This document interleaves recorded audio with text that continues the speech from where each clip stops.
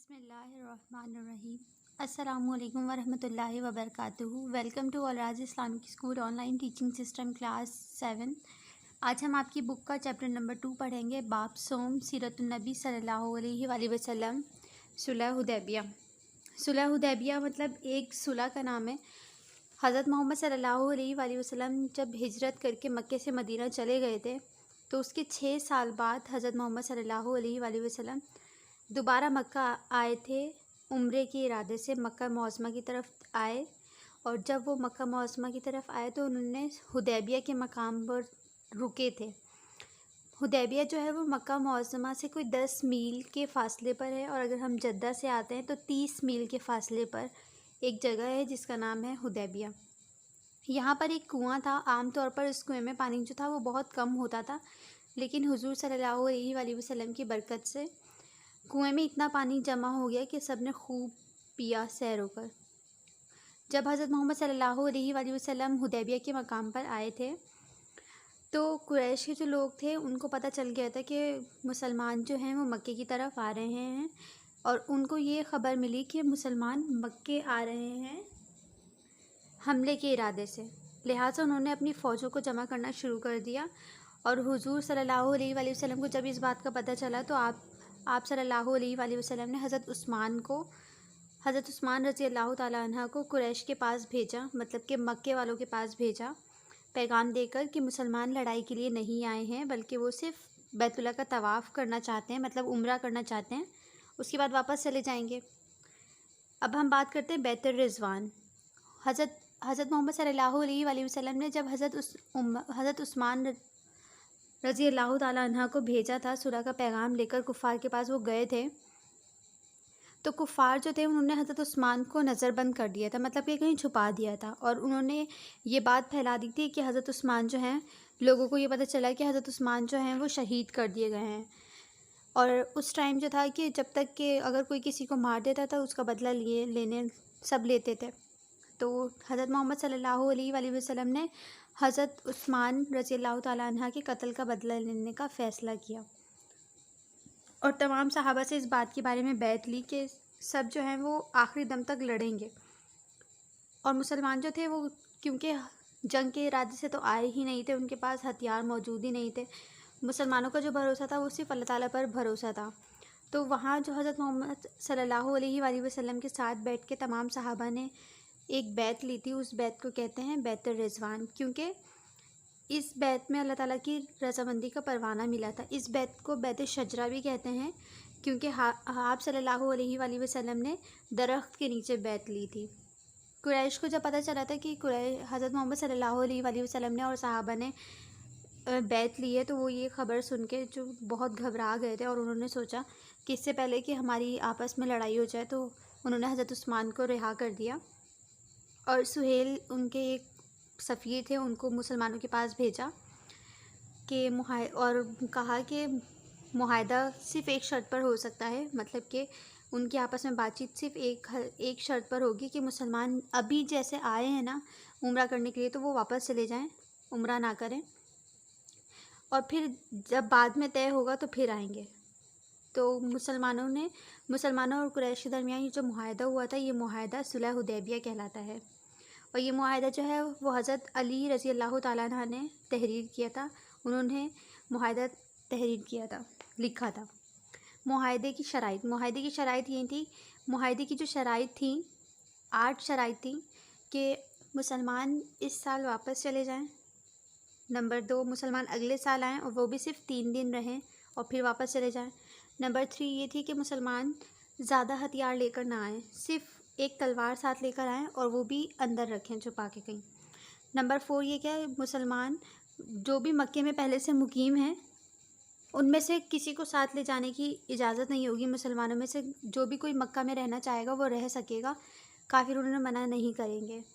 اور کافروں یا مسلمانوں میں سے کوئی بھی شخص اگر مدینہ جائے گا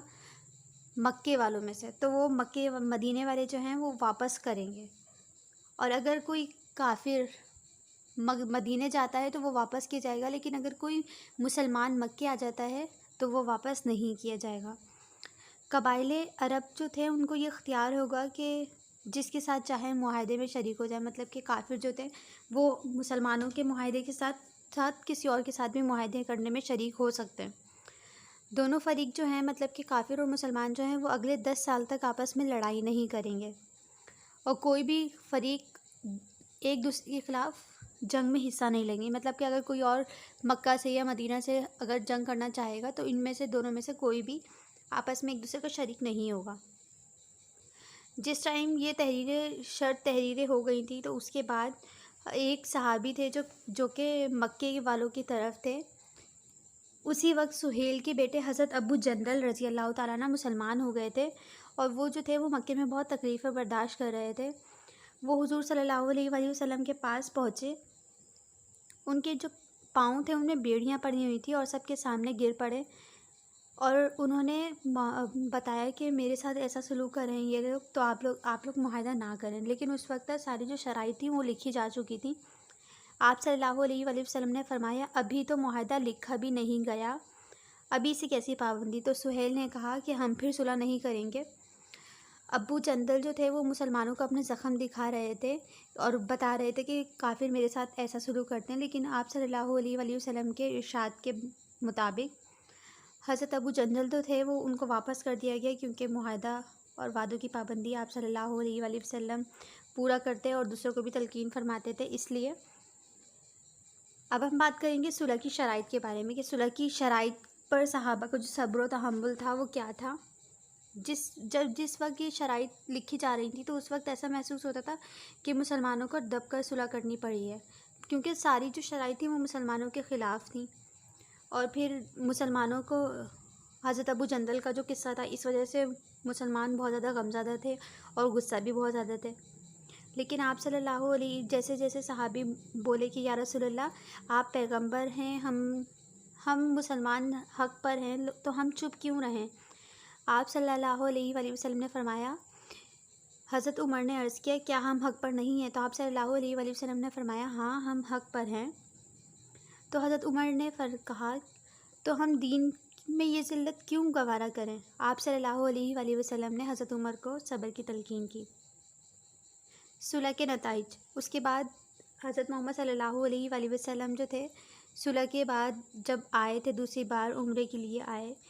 اس سال واپس چلے گئے، لیکن اس کے بعد پھر 3 سال اگلے سال جب آئے تھے 3 دن وہاں قیام کیا، اور 3 دن قیام کرنے کے بعد واپس چلے گئے تھے۔ صلح حدیبیہ کے نتائج۔ اللہ تعالیٰ کے فیصلے کی حکمتوں کو اللہ تعالیٰ ہی جانتے ہیں۔ صلح حدیبیہ کی شرائط جو تھیں وہ بظاہر تو مسلمانوں کے خلاف محسوس ہو رہی تھیں، سب تھیں وہ مسلمانوں کے حق میں نہیں تھیں، لیکن بعد میں وہ مسلمانوں کی حق میں نکلیں۔ صلح حدیبیہ کی واپسی پر پوری سورہ فتح نازل ہوئی، اور اللہ تعالیٰ نے کہا کہ اے پیغمبر یقین جانو ہم نے تمہیں کھلی فتح عطا کر دی ہے۔ صلح حدیبیہ سے پہلے مسلمان اور کافر آپس میں جو تھے وہ آزاد ملتے جلتے نہ تھے۔ صلح کے بعد جو تھی وہ عام طرف شروع ہو گئی، لوگ تجارت کرنے کے لیے آتے تھے، اور جو مکے کے کافر تھے وہ مسلمان مدینے جاتے تھے جب مسلمانوں کے پاس، تو مسلمانوں سے لینا دینا کرتے تھے، تو مسلمان اسی لین دین کے سلسلے کے درمیان ہی ان لوگوں کو دین کی دعوت دیتے رہتے تھے، اور ان کو اسلام کے بارے میں بتاتے تھے، مسائل کا تذکرہ آتا رہتا تھا ان کے سامنے۔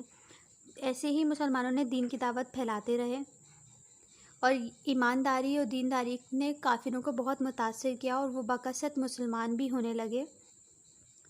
اس کے علاوہ قریش کے حملوں سے بے فکر ہو کر مسلمانوں کو کھل کر اسلام کی تبلیغ کرنے کا بھی موقع مل گیا،